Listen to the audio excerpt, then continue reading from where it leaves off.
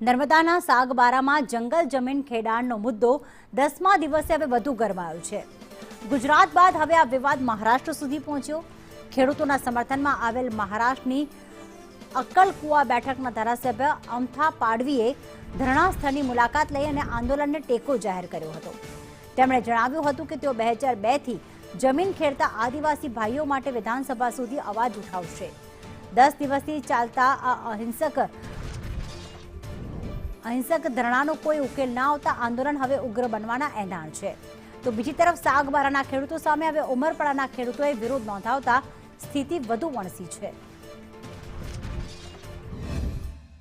અમે કલેક્ટરને 10 તારીખે આવેદનપત્ર આપ્યું છતાં એમણે અમને જાણકારી લેવામાં આવી નથી।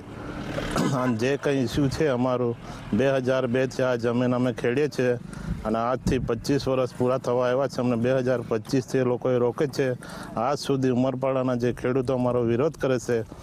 જ્યારે અમે પહેલેથી ખેડતા હતા ત્યારે એ લોકો કાં ગયેલા અને જે જંગલ ખાતું છે ત્યારે 2002માં એ લોકો ક્યાં હતા અને અત્યારે અમારા 20-22 વર્ષ થઈ ગયા ખેડતા, तो અત્યારે કેમ અટકાવે છે हमें। मेरा ये विषय रहेगा कि यहाँ का जो आगीवान है उनको मैं पहले बोलूँगा कि भाई अपने को अपना समाज को साथ देना है।